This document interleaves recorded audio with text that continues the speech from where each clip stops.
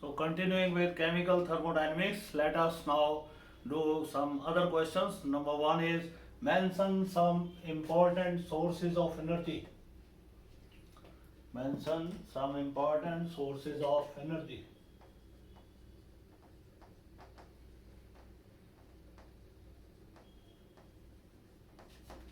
Conventional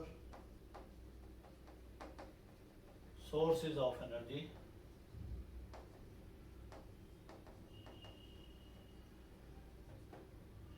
They are number one, fossil fuels.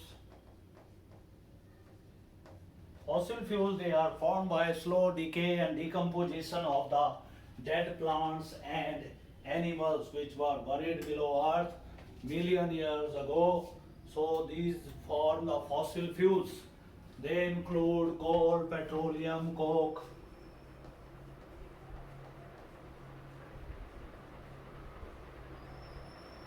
They are formed by slow decay and decomposition of the dead plants and animals well below earth, which were buried millions years ago due to some changes in the earth structure.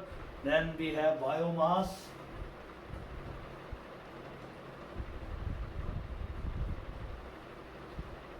Biomass, it is the material contained in the dead plant body of the plants and animals, and it includes animal waste, agricultural waste, cow dung, animal waste, dead parts of the living objects.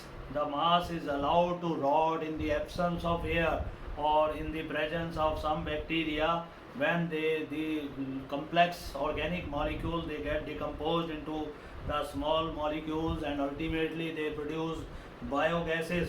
This biogas can be used as a fuel, and it mainly contains methane, which is formed by the decay and decomposition of the dead material of the plants and animals. Then we have the carbohydrates.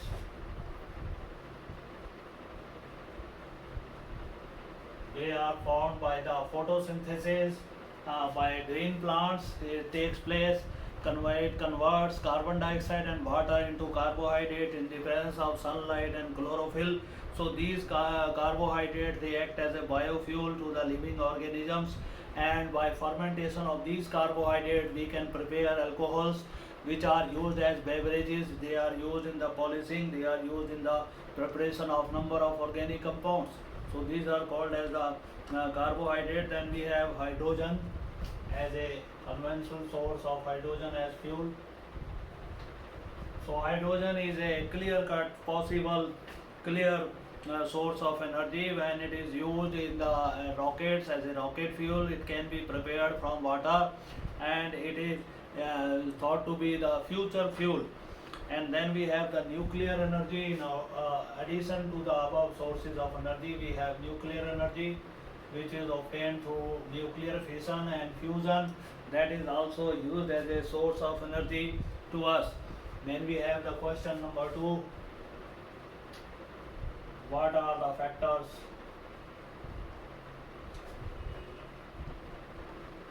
which affect enthalpy change of the reaction?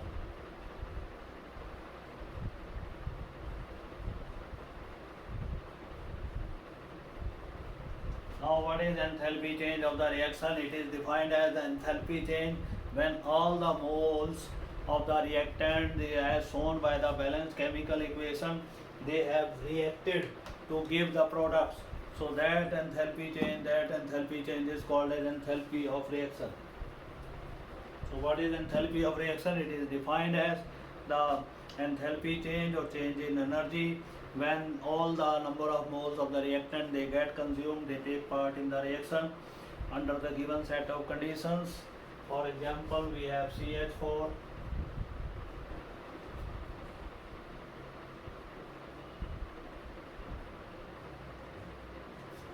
delta H is here minus 890.3 kilojoule per mole.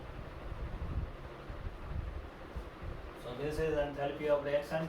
Now what are the factors which determine enthalpy of reaction? First is the physical state of the product. If product formed from the reactant is gaseous, then enthalpy change will be less. If product formed is in the liquid state, then enthalpy change will be more, because if the product is in the gaseous state, some energy is kept by gas for its movement or for its randomness. But if the product is formed in the liquid state, then none of the energy is then very less energy less than the kept by the gaseous product is used by the liquid reactant. For example, when H2 and O2 they combine to give you H2O, if they are forming liquid, then heat evolved is 285.1 kilojoule per mole. If H2 gas combines with half O2 giving you H2, then gas, then delta H will be less here, it will be round about 240.7 kilojoule per mole. So if the gaseous product is formed from the same reactant, then the heat lost is less. If the liquid product is formed, then heat produced is more. So this is depending upon physical state. Then we have the quantity of reactants.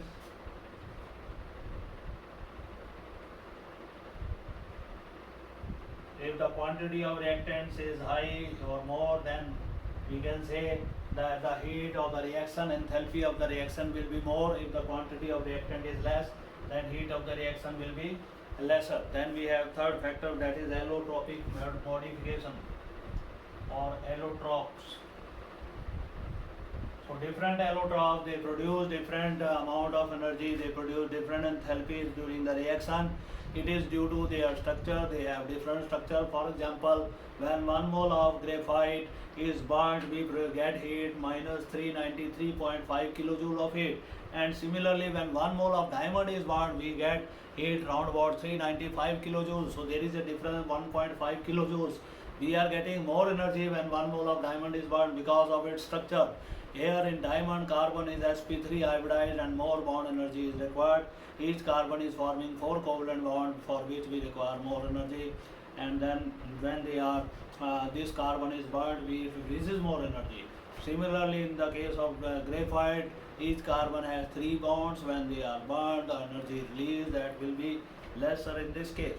Then we have the temperature during the reaction. Higher the temperature during the reaction, lesser will be the enthalpy change. So if temperature is more during the reaction, then heat evolved that will be less. Then we have the few more definitions.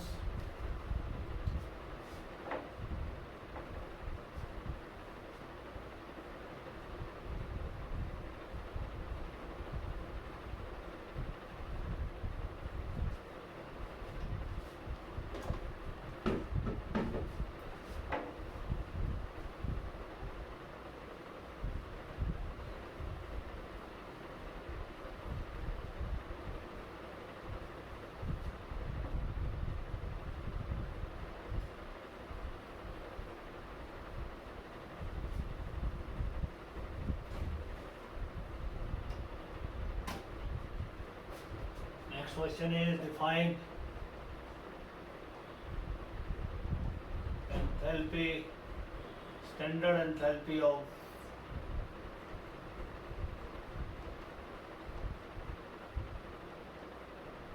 reaction.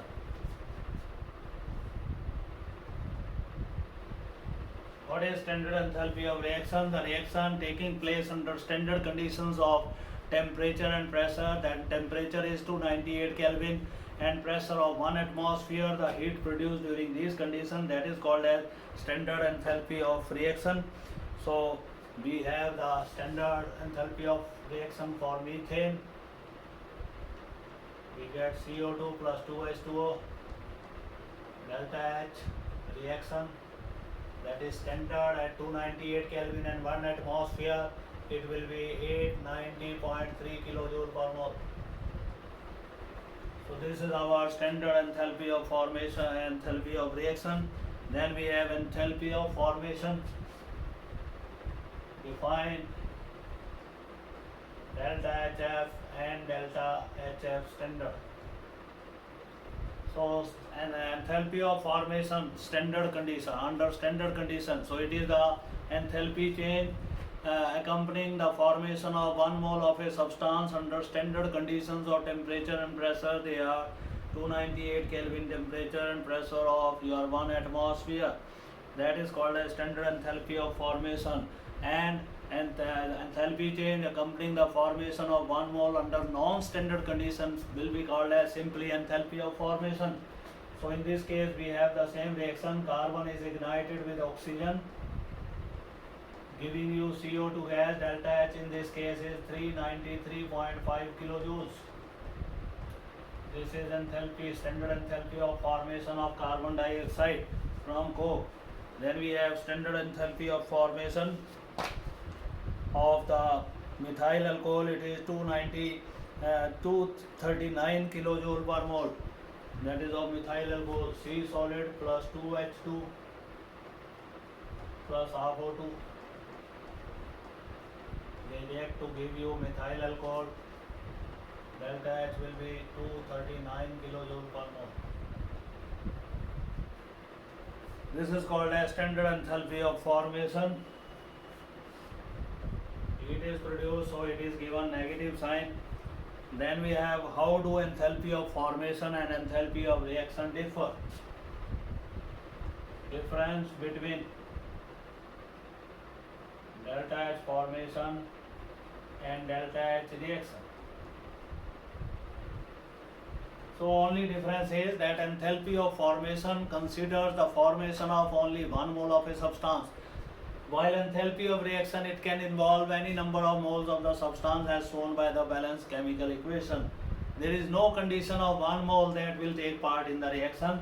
For example, in this case we have the formation of 2Hi, H2 plus I2 combined together. These are gases, 1 mole of them. They combine to give you 2Hi.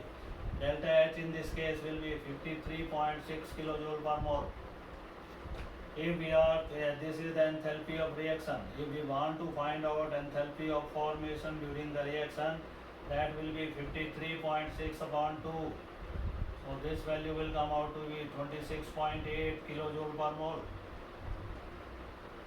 So enthalpy of formation takes into account the formation of only 1 mole, while the enthalpy of reaction it takes place, it can consider 2 moles, 3 moles, 5 moles, any moles. That is the change during the completion of the reaction as shown by the balanced chemical equation. So in this case value is 53.6. This is enthalpy of reaction. If we have to find enthalpy of formation of Hi, that will be total enthalpy change divided by 2. We get enthalpy of formation of Hi. This is our question number 5. Then we come to the few more enthalpies. These enthalpies are to be, what is enthalpy of combustion? Define delta H combustion. So what is delta H combustion? It is the enthalpy change accompanying the complete combustion of 1 mole of a substance under given set of conditions. For example, C is ignited to produce CO2. Delta H in this case is minus 393.5 kilojoule per mole. Similarly, when CH4 gas is ignited, we get CO2 plus 2 water. Delta H in this case is minus 890.3 kilojoule per mole. So these are called as enthalpy of combustion. In this definition, we will be using a complete word before combustion or oxidation. So enthalpy of combustion is the complete oxidation or complete combustion of 1 mole of a substance. Because in some substances there is partial combustion. For example, when carbon is ignited, through partial combustion it produces carbon monoxide, but through complete combustion it will produce CO2. So if we want to know enthalpy of combustion, that is for the formation of CO2 from carbon. It is not the formation of CO from carbon. Therefore that value is called as enthalpy of combustion if 1 mole of the substance is completely oxidized or burnt. Then we have the question number 7. Define calorific value. Food, fuel or fodder. Calorific value of food, fuel, food, the cereals we eat, fuel, the petroleum fuels burned in vehicles, then we have fodder, it is for the animal food. So what is calorific value? It is defined as the heat produced by complete combustion of 1 gram of food, fuel or fodder. When 1 gram of food or fuel or fodder, it is completely burned in the body, it is completely oxidized in the body, the heat produced is called as calorific value of that food or fuel. For example, carbon. Here we are having food, fuel or fodder. Here we give calorific value. It is 32.7 kilojoule. So carbon, when 1 gram of carbon is burned completely, we get 32.7 kilojoule of heat. If 1 mole of butter is burned, it is food. It gives 30.7 kilojoule of energy. Then after butter we have ghee and milk. Ghee produces 37.3 kilojoules of energy per gram. Then we have milk. Milk produces 3.4 kilojoule per mole per gram. So these are the calorific value. Curd gives the value of 2.5.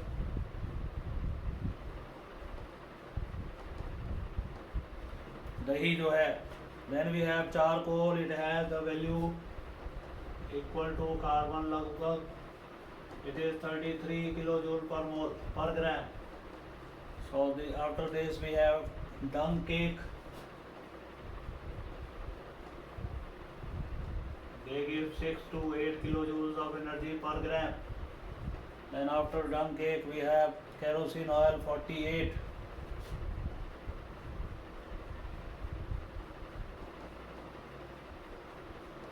Kilojoule of energy per gram. Fuel oil gives 45.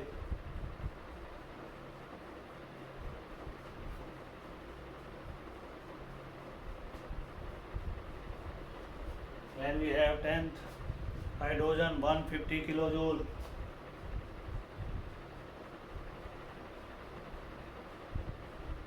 Then we have methane. Its energy is 55 kilojoule per gram. So these are called as calorific value of food, fuel, fodder. Then we come to another definition, that is enthalpy of neutralization. Define deltaH neutralization. It is defined as the enthalpy change accompanying the complete neutralization of the 1 gram equivalent of an acid by 1 gram equivalent of the base in a very dilute solution. That is called as enthalpy of neutralization. For example, when 1 gram equivalent of NaOH combines with 1 gram equivalent of HCl, we get NaCl plus water. Delta H in this case will be 57.1 kilojoule. So this is the case when 1 gram equivalent of strong base reacts with strong acid. If one of them becomes weak, suppose acid is weak here, weak acetic acid combines with sodium hydroxide, it will produce sodium acetate plus water. In this case, delta H will be less than 57 kilojoule because some of the heat produced during the neutralization reaction that will be consumed by acetic acid for its complete ionization. So around about 1.2 kilojoule of energy that will be consumed for the ionization of acetic acid in this case.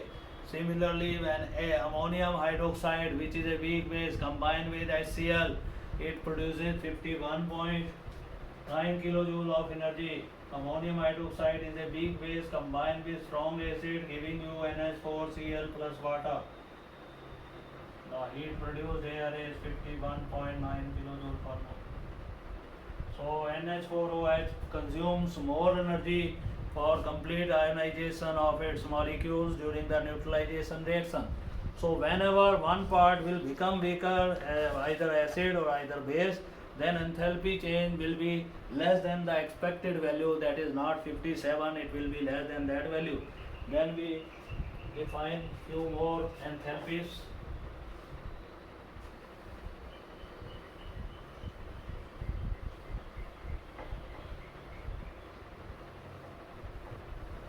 Then we have the enthalpy of hydration. Define deltaH hydration.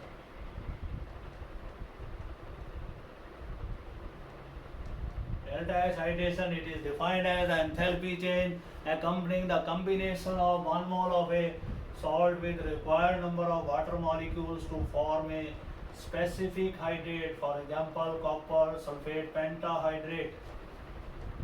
Delta H in this case will be minus 78.5 kilojoule per mole. So enthalpy change when 1 mole of a substance combines with required number of water molecules to produce a specific hydrate, that is called as enthalpy of hydration. Then we have few more enthalpies. Enthalpy changes involving change of physical state. Define delta H fusion when solid changes into liquid. Delta H vaporization, liquid goes into solid gaseous state. And delta H sublimation when solid is changing into vapors.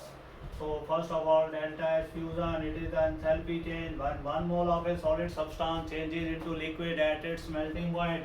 For example, H2O solid, this is ice, changes into H2O liquid. Delta H in this case will be 6.7 kilojoule per mole. This is enthalpy of fusion. Second is delta H vaporization. It is the enthalpy change accompanying the conversion of 1 mole of a liquid into 1 mole of vapors or gaseous substance. Delta H will be more, 40.7 kilojoule per mole. So to convert liquid water into gaseous state, we require more heat, that is 44 kilojoules of heat is required in this case. Now we come to 40.7 kilojoules of heat is required here. Similarly, ethyl alcohol when changing into gaseous ethyl alcohol, C2H5OH changes liquid, changes into C2H5OH in the gaseous state. Delta H in this case 30.5 kilojoules.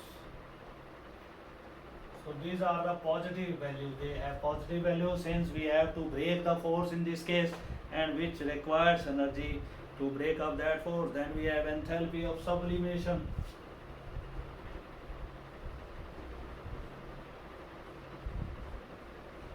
So when 1 mole of a solid substance directly changes into vapor without changing into liquid, that enthalpy change is called as enthalpy of sublimation. For example, iodine solid changes into iodine gas.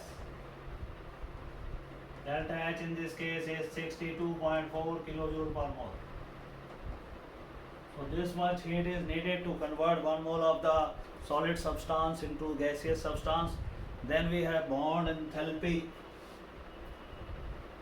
Define bond enthalpy and bond dissociation enthalpy. What is bond enthalpy?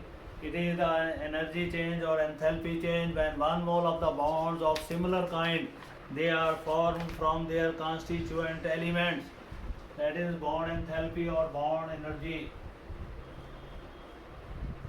Then we have bond dissociation enthalpy when 1 mole of the bonds of similar kinds, they are broken and molecule is separated into its constituents. So we have both case bond enthalpy when 1 mole of hydrogen atom combines with 1 mole of another hydrogen atom to give you 1 mole of hydrogen molecule. Delta H in this case is 437 kilojoule per mole. If this is broken into constituents, this is called an enthalpy of atomization. When molecule is changed into atom, delta H is again 437 kilojoule. We have to give this much energy. That energy is released during formation of molecule from hydrogen. So these are the bond dissociation enthalpy and bond enthalpy. It is seen that enthalpy change accompanying the formation of one mole of the bonds of similar type, they are same as that of the bond energy, but when number of bonds they become different. For example, in methane has 4 carbon hydrogen covalent bonds. Each of the bond it has different bond energy, and when bond dissociation enthalpy is taken, each of the bond again shows different values of the bond dissociation enthalpy. Then we have the question, can we conserve or preserve energy? क्या हम energy को conserve कर सकते हैं, preserve कर सकते हैं? Yes, by minimizing our uses, by minimizing our energy requirements. Yes, by using efficient fuels and devices we can preserve energy. Following methods should be used to conserve energy. First method is the fuel should be renewable. It should not be non-renewable source of energy.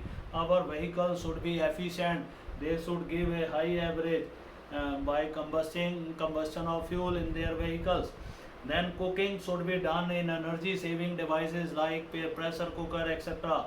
The size of the flame should be adjusted at the bottom of the utensil in which cooking is done. The electric equipments, fans, AC, generator, they should be used only when they are needed. If they are not needed, the electricity should be switched off. And then the servicing of the engine should be done from time to time. It should not be delayed to preserve our fuels. Then what is pollution? Is it associated with combustion of fuel? Pollution, as we know, it involves the introduction of the undesirable materials in our surrounding. Yes, we can say that combustion of fuel produces pollution because it produces number of poisonous gases like CO, lead oxide, PPO2, SO2. These are poisonous gases which are introduced through combustion of fuel. Can enthalpy of combustion of a substance be positive? No, enthalpy of combustion is always negative. It is never positive because combustion is a exothermic process. Can bond energy be equal to the bond dissociation energy? Yes. In case of the simple diatomic molecules, both have the same value, but in case of the polyatomic molecules, they have the different value, as I have explained earlier.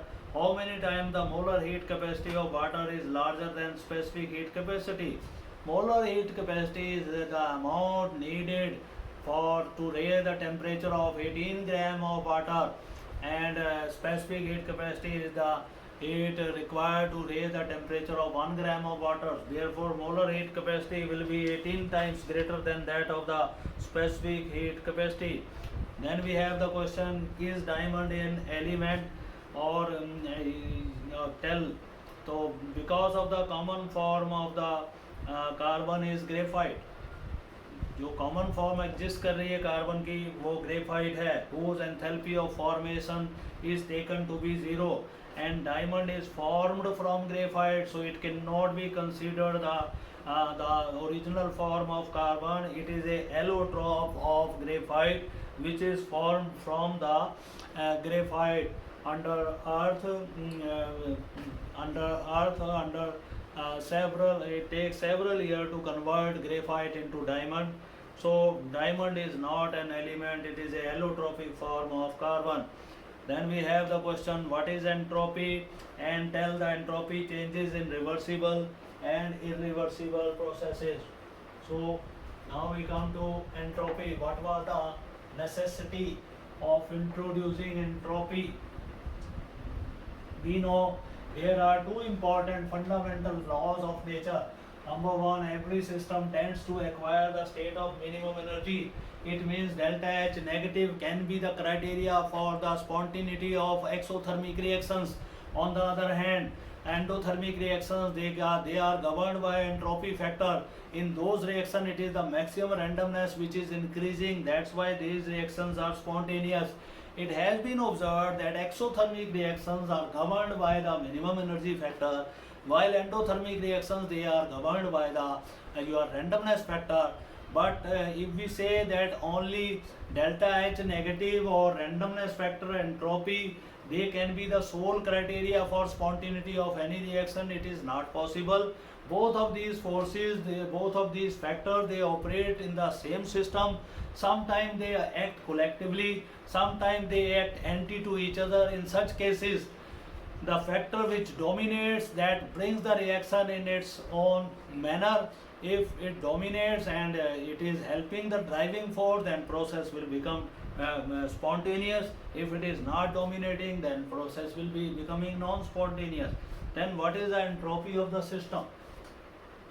So we have the question, define S, delta S fusion, delta S vaporization. So first of all we define entropy. It is that property of system which measures its randomness. ऐसी property जो किसी system की randomness को नापे, उसको हम entropy कहते हैं. Now what is entropy change? Entropy change is the change in the state of the system during which it is done at constant temperature and pressure, then S final minus S initial, it gives the entropy change. So entropy change, it is defined as the difference in the entropy of the final state of the system and that of initial state when change is carried out at constant temperature and pressure. Then we have delta S. How it is calculated? Suppose A to B, we are changing, it absorbs heat Q reversible at temperature T. So this is a reactant, this is product. So its entropy will now become, delta S will become equal to Q reversible upon T. Whatever the heat given to A, that is stored in the system B. So delta S will be Q reversible upon T minus 0. Initially it was 0 in the that of A. Therefore delta S in this case it is equal to positive A. It is Q reversible upon T in case of the irreversible processes. This is for irreversible process. In case of the reversible processes which proceed in both the direction A to B, B to A, here Q reversible upon T will be the heat consumed by A to change into B. Here it will be lost by B. So delta S in this case, final enthalpy change, that is Q reversible upon T minus Q reversible upon T.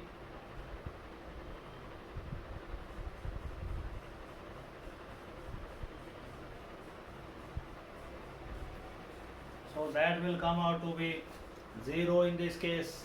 In the irreversible process, that will come out to be 0. Because when system is in the state of equilibrium, when system is in state of equilibrium.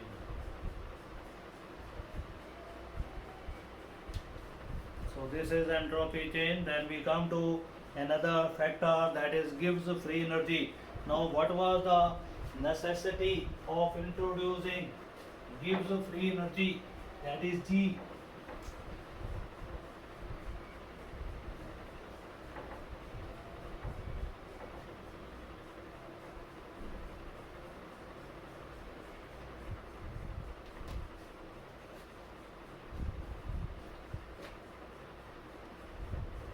What was the necessity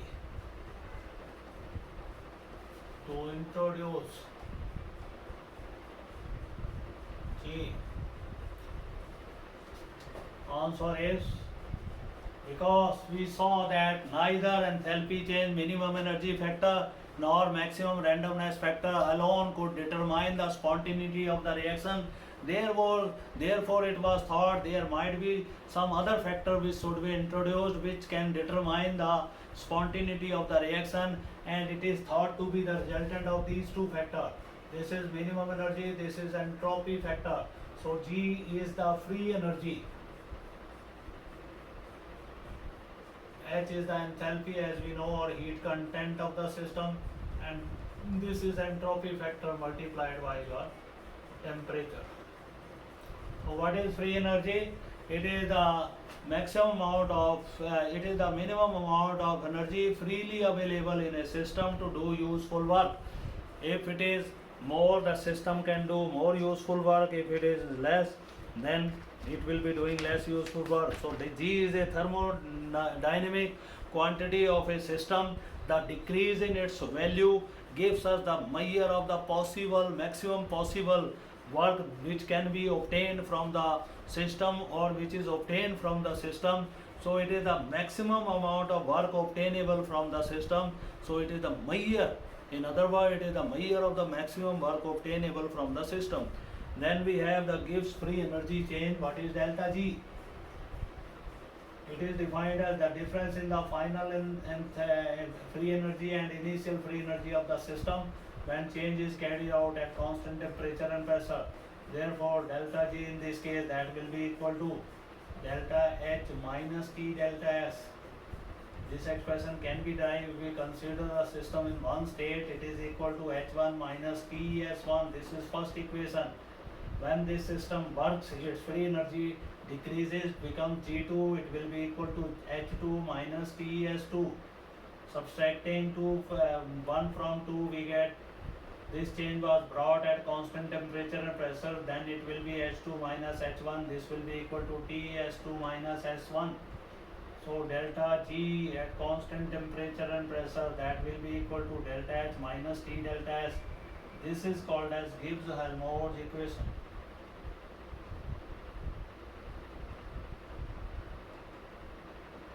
So number 1, if delta G is negative, reaction is spontaneous. Definitely reaction हुई है, energy लगी है. If delta G is positive, reaction is non-spontaneous. If delta G is 0, then reaction is in the equilibrium state. जितना forward direction में energy consume हुआ जाने के लिए उतना ही जनरेट हो गया when reaction was diverted. Then we come to what is the physical significance of delta G. Delta G का physical significance क्या है? यही है, if the sign of delta G is negative, then useful work has been done by the system. If sign of the delta G is positive, then no useful work has been done by the system. If it is 0, so we will be proving here that delta G should be negative for spontaneous process. What is the physical significance?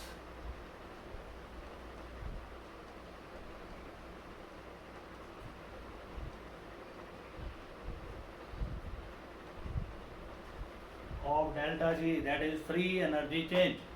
Now we see physically the sign of delta G tells us about the spontaneity or non-spontaneity of the reaction. If delta G is negative, reaction is spontaneous. If it is positive, it is non-spontaneous. If delta G is 0, then reaction is in the state of equilibrium. To prove it, we know according to first law of thermodynamics,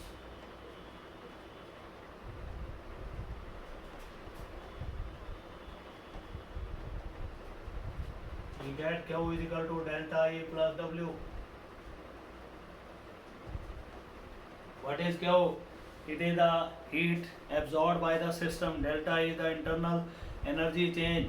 So W here includes two kinds of work. Work of expansion when system has done, which system has already done, and the work of non-expansion, that is called as the useful work obtainable from the system. This energy is still in the system, it can be used to do the useful work. Therefore, introducing these values, delta E will now become equal to work of expansion plus W non-expansion. So these two kinds of work, they are introduced in the equation. Now work of expansion can be given by P delta V. So Q is equal to delta E plus P delta V plus W non-expansion.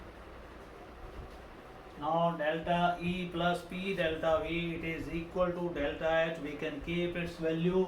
Therefore Q will be equal to delta H plus W non-expansion.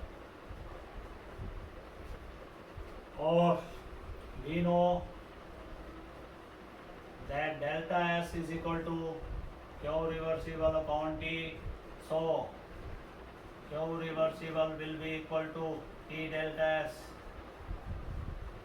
So if heat is given slowly, then we can put here T delta S in place of Q. This will be equal to delta H plus W non-expansion, or changing their side, W non-expansion, that will become equal to delta H minus T delta S.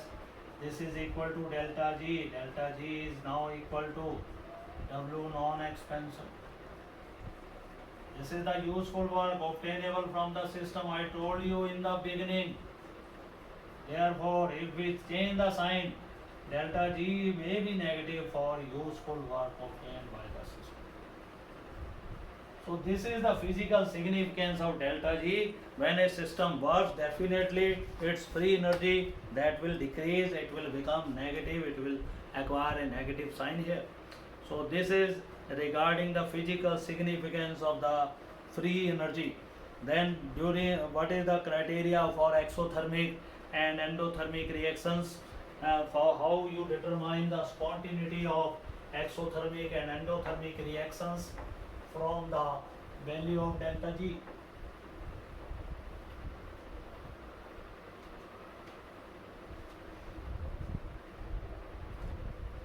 So this is question number next. How you determine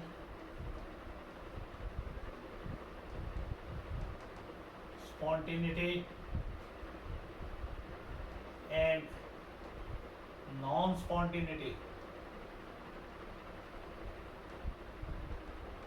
of exo and endo reactions. We know in exo reactions delta H is negative, and when system loses heat, delta S will also be negative.